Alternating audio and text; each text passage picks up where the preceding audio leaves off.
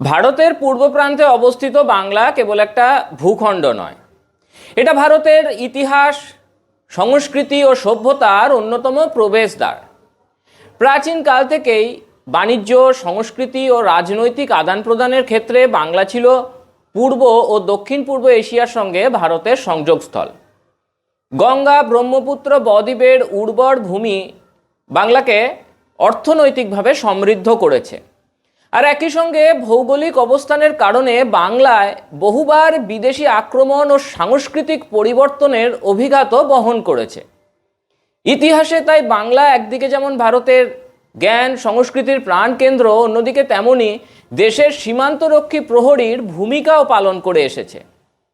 এই প্রতিবেদনে আজ আমরা আলোচনা করব কিভাবে ধারাবাহিকভাবে বাংলার সাংস্কৃতিক চেতনায় আঘাত হানা হয়েছে এবং কিভাবে বাংলা সেই আঘাতের বিরুদ্ধে সংগ্রাম করে এসেছে।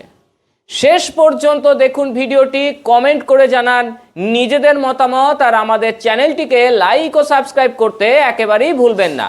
নমস্কার, আমি শুভ্র চট্টোপাধ্যায় আর আপনারা দেখছেন মাধ্যম। সেই সুলতানি আমল থেকেই বাংলায় ইসলামী আক্রমণ হয়ে এসেছে এবং বাংলা সময়ে সময়ে তার প্রতিরোধও করেছে।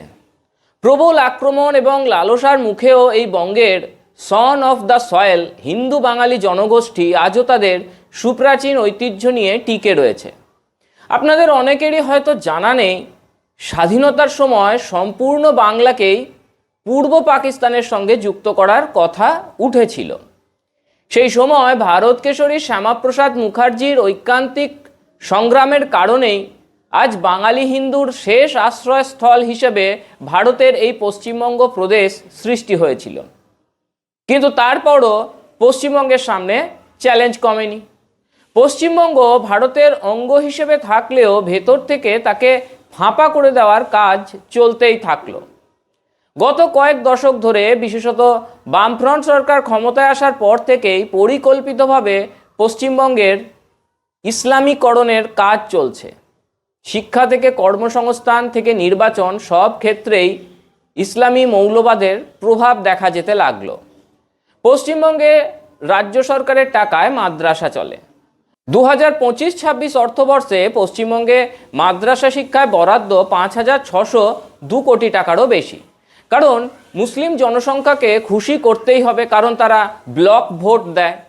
রাজ্য সরকার মাদ্রাসাগুলিকে অর্থ সাহায্য দেয়, তাদের পরিকাঠামো উন্নয়নের কাজ করে, মৌলবি ও আলিমদের বেতন দেয়। আর সেখানে কি পড়ানো হয় সেটা আলাদা করে বলারও দরকার নেই। সামান্য বোধ বুদ্ধি সম্পন্ন মানুষও জানেন মাদ্রাসায় কী ধরনের শিক্ষা দেওয়া হয়। মাদ্রাসাগুলিতে আরবি ভাষা পড়ানো হয়। ভাবুন তো, একজন বাঙালি শিশু আরবি শিখে কী করবে?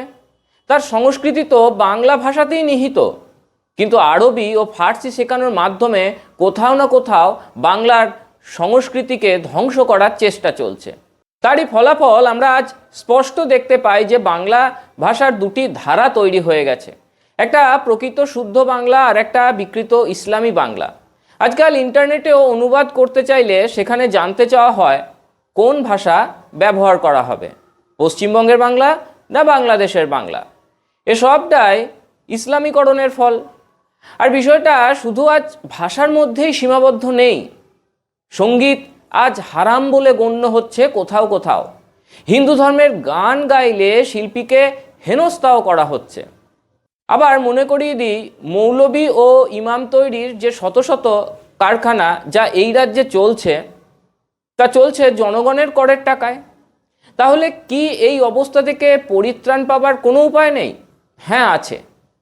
আর সেটাই করে দেখিয়েছে পশ্চিমবঙ্গের প্রতিবেশী রাজ্য বিজেপি শাসিত অসম। পশ্চিমবঙ্গ এবং অসম একই সমস্যায় জর্জরিত। দুটো রাজ্যেরই সীমানা বাংলাদেশের সঙ্গে।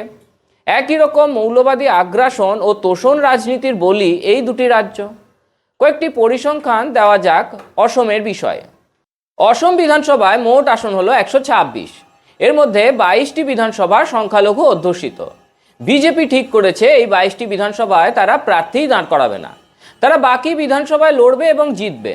বিজেপিয়েতো য'ত 80% মুছলিম মিয়া আছে তাততো বিজেপিয়ে কেণ্ডিডেট দিব নোৱাৰে, গতিকে সেই 22টা সিট আমি বাদ দি দিছো। বাকি 103টা 4টা সিটত আমি কেণ্ডিডেট দিম, কাৰণ এইকেইটা হিন্দু মেজৰিটি। আমি বাঘবৰ জনিয়াত ক্যান্ডিডেট দি কি হব? এটা সম্ভব হয়েছে অসমে হিন্দু ভোট একত্রিত হওয়ার জন্যই। অসমে প্রতি শুক্রবার 3 ঘন্টার জন্য বিধানসভা মুলতুবি রাখা হতো নামাজ পড়ার কারণে।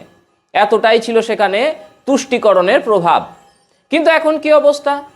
মুখ্যমন্ত্রী হিমন্ত বিশ্ব শর্মা মাদ্রাসাগুলিকে মিডল স্কুলে রূপান্তরিত করে দিয়েছেন। যেখানে আগে আরবি পড়ানো হতো সেখানে এখন পড়ানো হচ্ছে অসমিয়া, হিন্দি, গণিত ও বিজ্ঞান। সেখানে খেলাধুলার জন্য আলাদা দিন রয়েছে। এখন শিশুরা শিল্পকলা ও সঙ্গীতও শিখতে পারছে সেখানে। বন্ধ হয়ে গেছে শুক্রবার জুম্মার নামাজের জন্য বিধানসভায় 3 ঘন্টার ছুটি। এতে কংগ্রেস এবং বদরুদ্দিন আজমলের AIUDF দল প্রবল প্রতিবাদ করলেও তার কোনো বাস্তব প্রভাব সেখানে পড়েনি। অসমের এমন মৌলবাদের উত্থানে বিদেশ থেকে আসা কিছু সাহিত্য বড় ভূমিকা নিয়েছে, যা মানুষকে জিহাদের পথে ঠেলে দিয়েছে। অসম সরকার সম্প্রতি এমন বহু উগ্র ইসলামী মৌলবাদী সাহিত্যকে বাজেয়াপ্ত করেছে, যার মধ্যে আনসার উল বাংলা টিম ও আল কায়দার মতো জঙ্গি সংগঠনের বইও ছিল। সেগুলির ওপর সরাসরি নিষেধাজ্ঞা জারি করা হয়েছে। কিন্তু শুধু নির্দেশ দিলেই কাজ হয় না, কখনো কখনো কঠোর ব্যবস্থাও নিতে হয়। অসম সরকার সেক্ষেত্রেও পিছিয়ে থাকেনি। যারা পাকিস্তানের সমর্থনে কথা বলেছে বা ইসলামী উন্মাহর এজেন্ডা চালাতে চেয়েছে তাদের বিরুদ্ধে কড়া পদক্ষেপ করা হয়েছে। 50 জনেরও বেশি মানুষকে গ্রেফতার করা হয়েছে। এমনকি একজন বিধায়কের বিরুদ্ধেও NSA প্রয়োগ করা হয়েছে।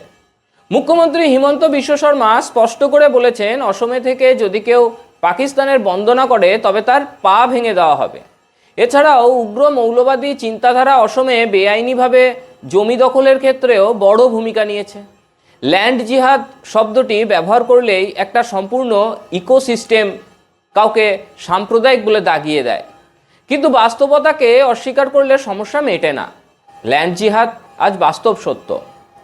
অসমে হিমন্ত সরকার গত কয়েক মাস ধরে প্রায় 1.5 লক্ষ বিঘা জমি অবৈধ দখলদারদের হাত থেকে উদ্ধার করেছে। অবৈধ অনুপ্রবেশকারীরা আসতো, ফাঁকা জমি দেখত, সেখানে বসতি গড়ে তুলত।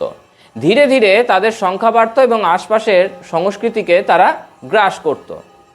এই জমিগুলি উদ্ধার করে সরকার স্পষ্ট বার্তা দিয়েছে, অসমে আর এ ধরনের অবাধ অনুপ্রবেশ চলবে না।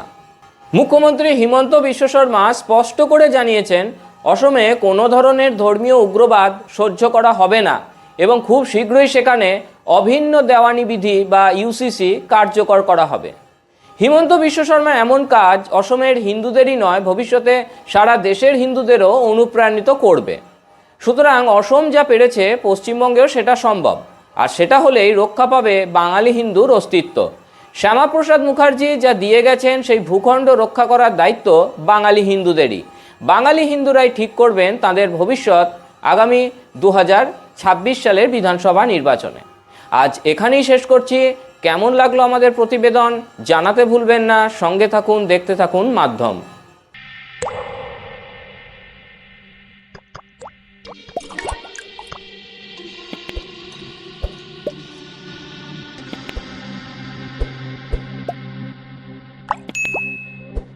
अरुणाचल सरकार का संकल्प 5 प्रतिज्ञा: शिक्षा से सशक्त भविष्य, कृषि से समृद्धि का, प्रकृति का साथ विकास, हर घर तक ग्रीन एनर्जी, पर्यटन से नई पहचान। इन प्रतिज्ञाओं के माध्यम से हम बनाएंगे ऐसा अरुणाचल सुंदर, स्वच्छ, सुरक्षित, शिक्षित, स्वस्थ और समृद्ध। हमारा वादा, विकास भी विरासत भी।